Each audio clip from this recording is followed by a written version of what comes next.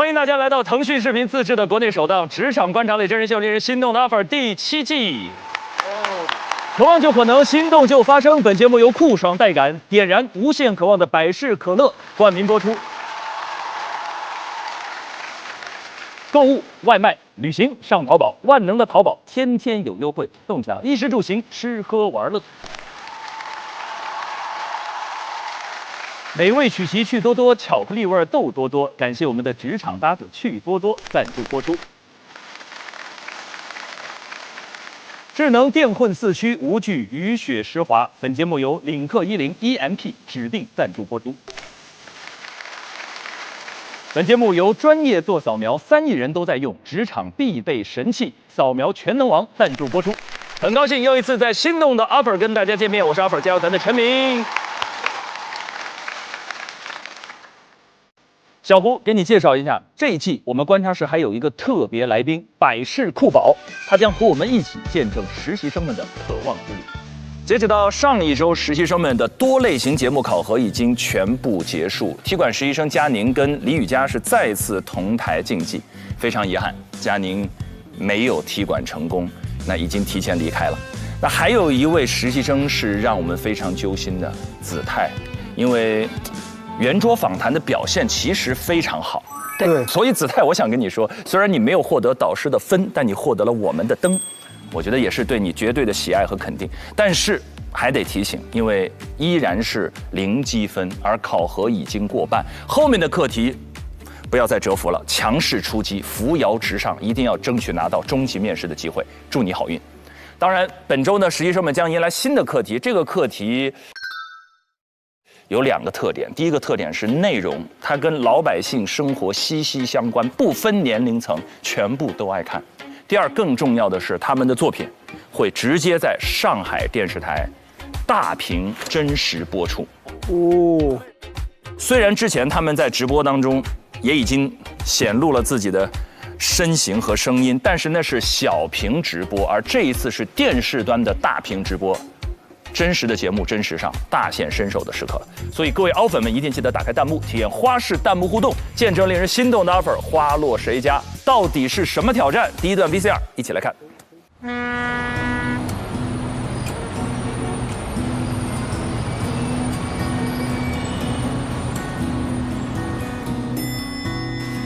啊哈啦啦啦啦啦，上班啦！拥抱太阳。咦，我们是最早到哎。Yes。这预示了我们3个人即将获得第1名。谢谢，太好了，这个冠军之组来了。别整了，宇哥。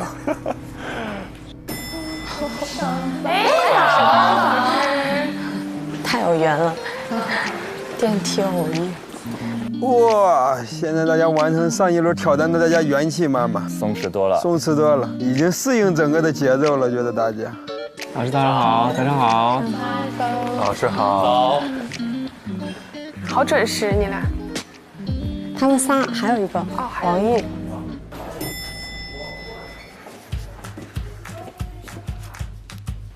嗨，早上好。Hello， 早。Good morning。 Good morning。今天很像陆家嘴穿搭呀，他们都这么说。呀，陆家嘴穿搭金融风。早上好，早上。你看起来休息得很好吗？你看起来好疲惫，你刚转过来那一瞬间。是我长得比较疲惫。不是。刚弱弱的那一声早。哟，巩俐来了。嗨，我是巩开，还巩俐呢，折煞我了。你是巩俐哩哩哩哩哩。好。你俩已经没救了，此刻。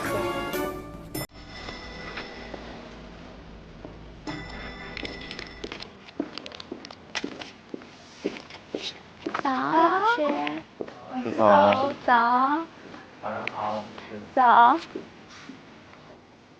早。早。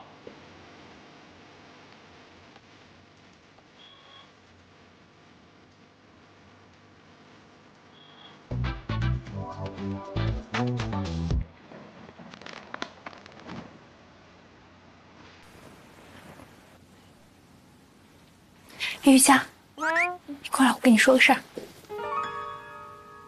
拿个笔记本，我要给你布置个任务。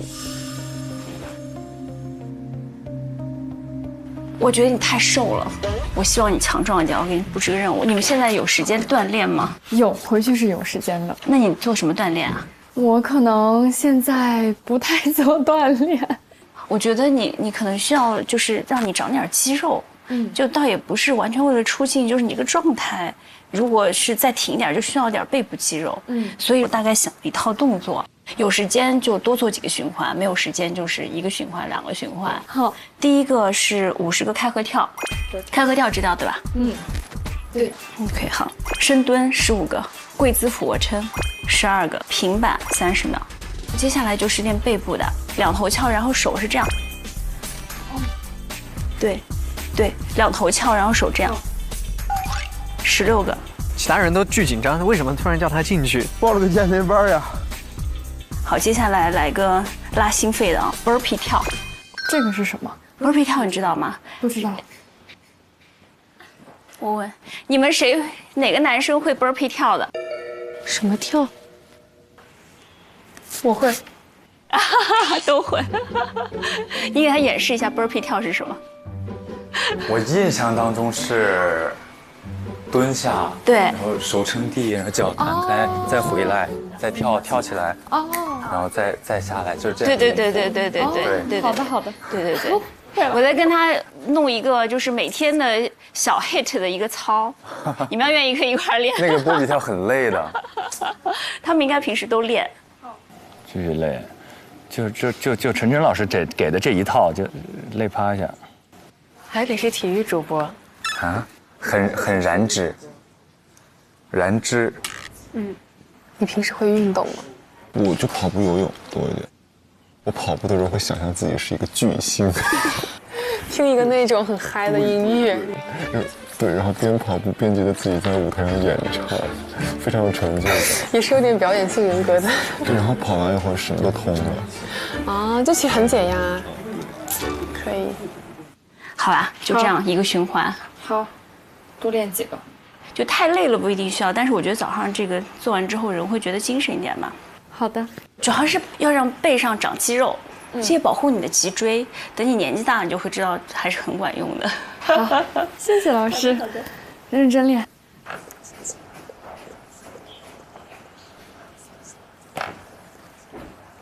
你聊完了？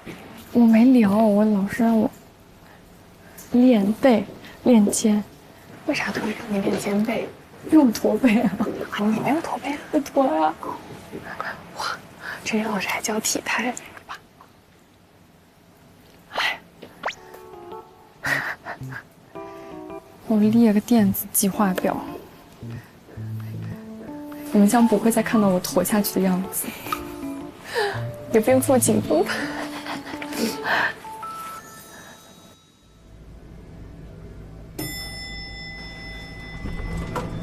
又来踢馆了？不要吧 ，No way。Hello。Hello。哎 ，Hello， 傅雷。西哥来了吧？啊？谁呀？西哥来了吧？啊，我帮你看一下。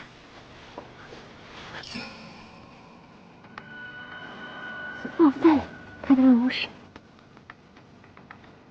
Hello， 早，西哥，来坐，门帮我关一下。我发现我每一次都是第一个看到的，我真是一个绝佳观景位。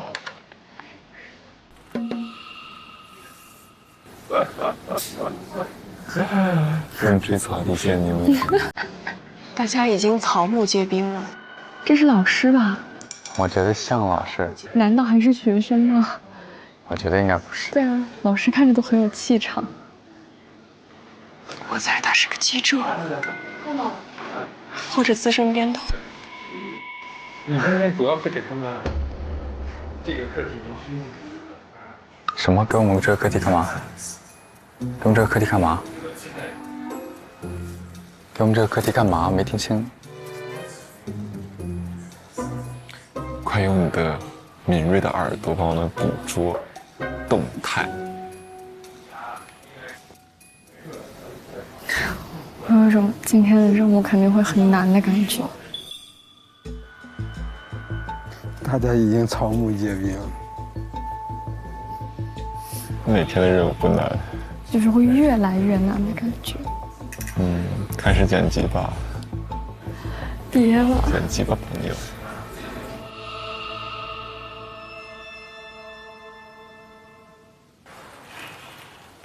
大会议室集合。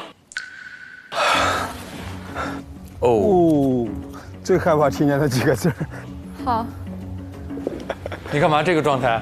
没有啊，很开心。看见来新人了，你又紧张了是吗？我们集合吧，大会议室集合了。好，先集合。Hello， 白老师。啊，这是来踢馆的吗？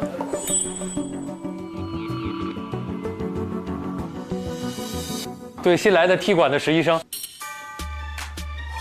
No way， 这位同学看起来。Hello， 陈姐。Hello， 马老师好。哦，老师。听到老师2个字，心里如释重负是吧？放松了。我现在对那个大会议室有点 PTSD 了。他们真的会相信的。马跃龙长得年轻啊。对啊。他们是真的会相信的。叫了马跃龙坐这儿吧。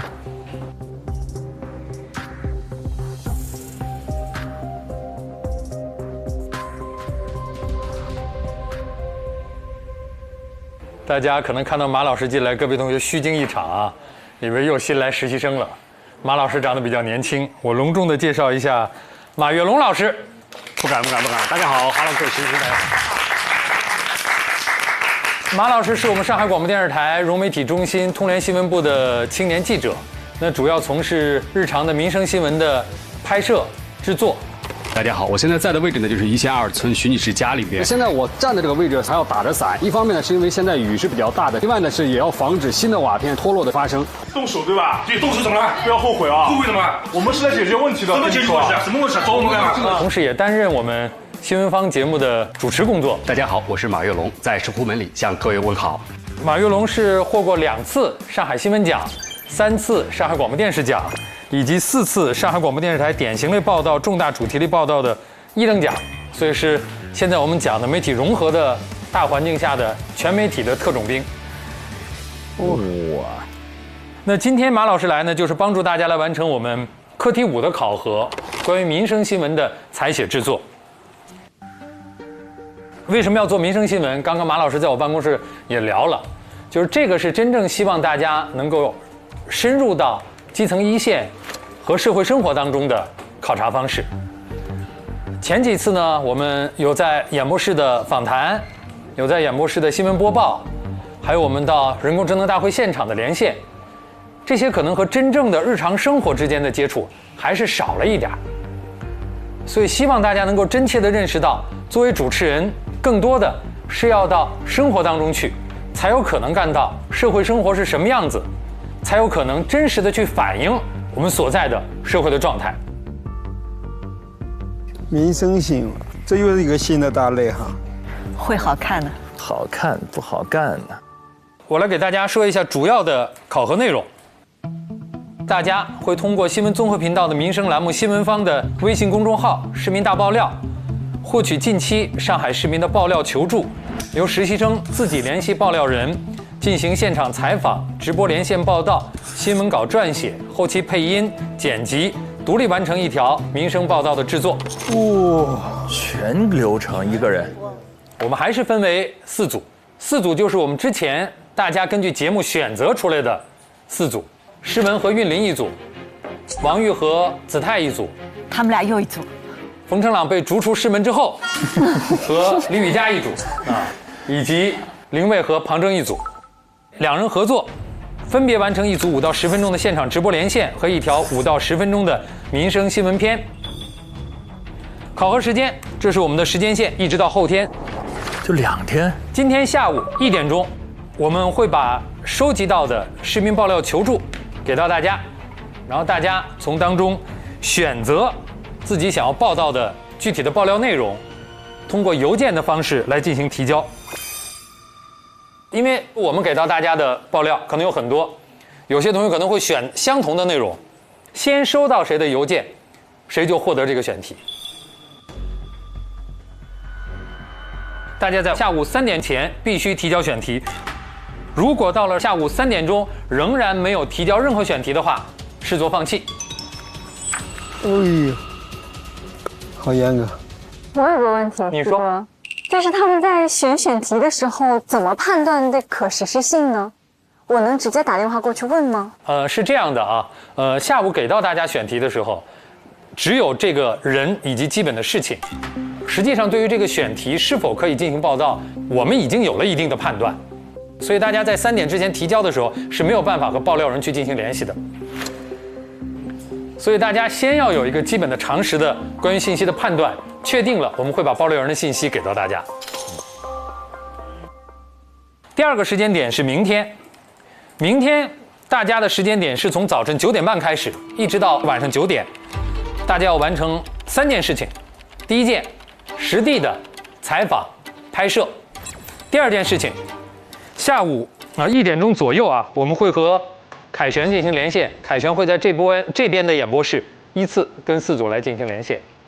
第3个任务是要在明天9点前提交大家的文稿，不是成篇，只要文稿就可以。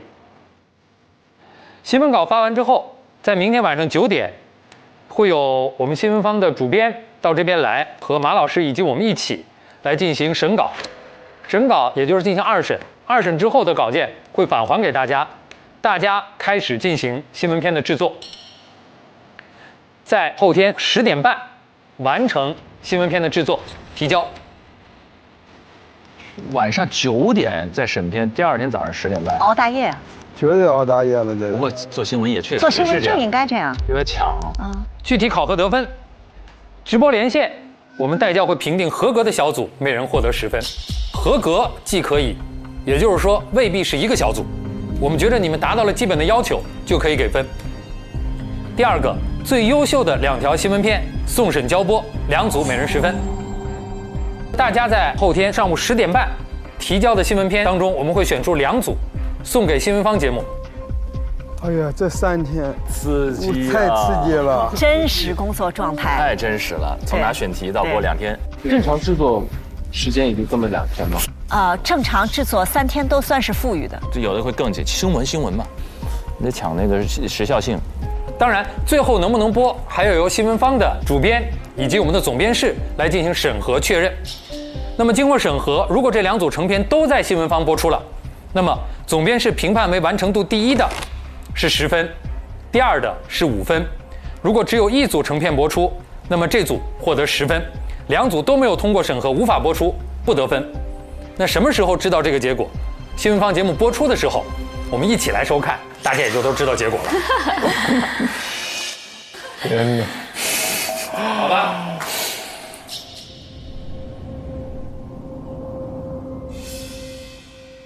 也就是说，最多的一组可能能得到30分，在这一轮，明白吗？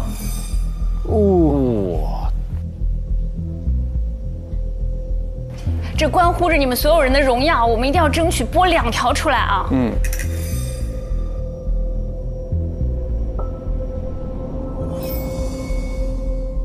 这个其实同学们不用担心，因为对于我们就平时新闻方的记者来说，本身自己的报片也有废片率，也有被关片的，就最终我们也经常会遇到自己拍回来的内容上不了版面的。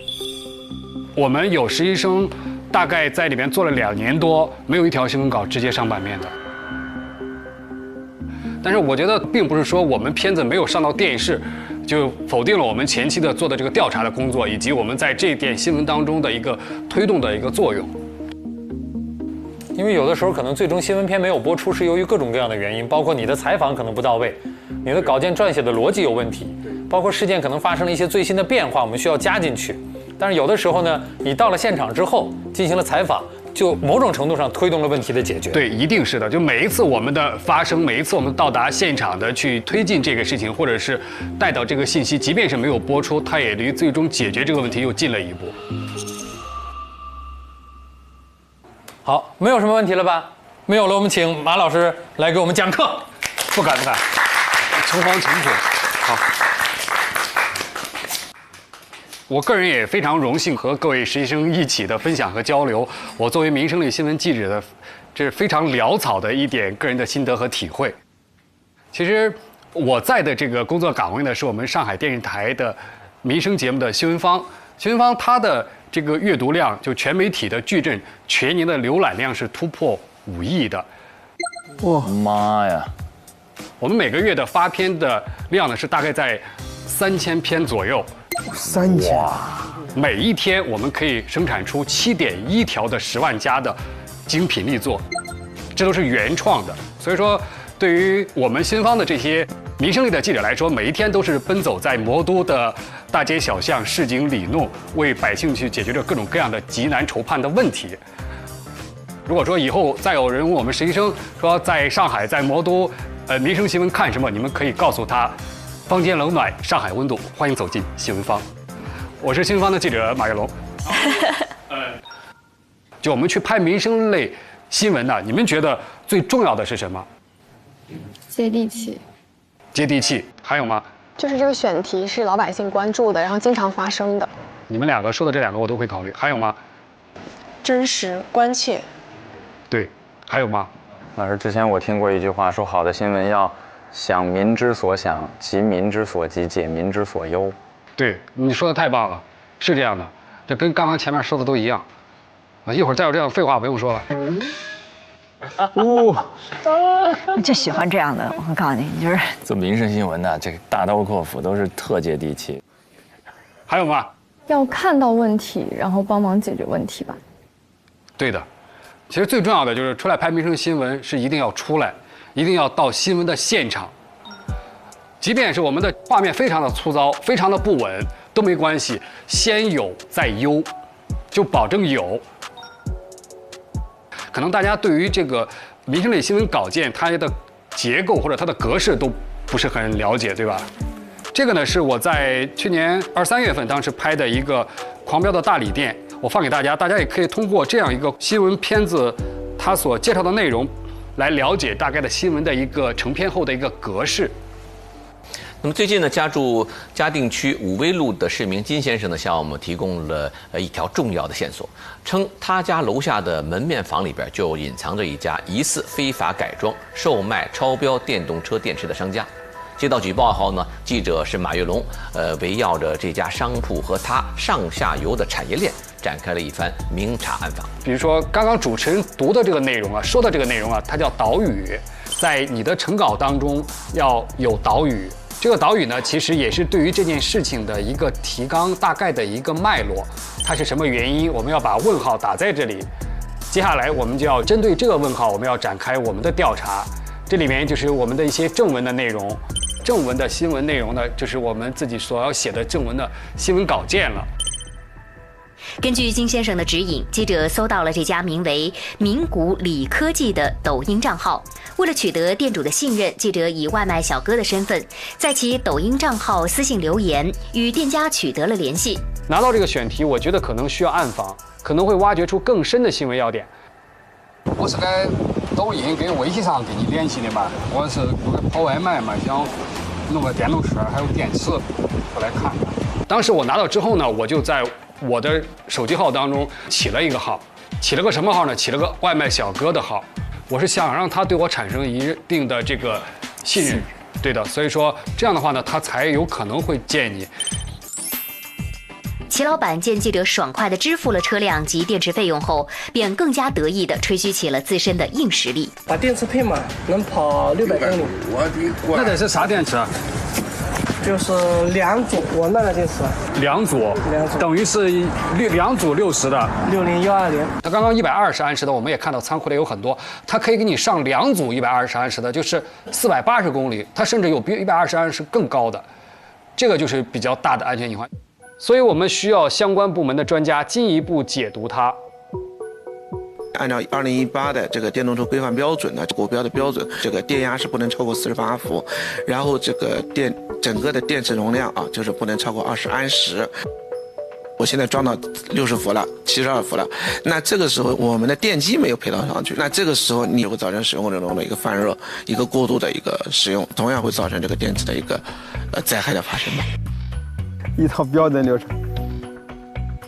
我觉得我提醒大家一点啊，就是有的时候调查类的肯定是要化妆成某种身份去做一些事情去进行调查的，但是要有底线啊。对，一定要慎重。他化妆成外卖小哥去调查是可以的，他化妆成行政执法人去调查就是不行的，对，这是违法的。所以特别提醒你们这一点。对，就是暗访是非常态。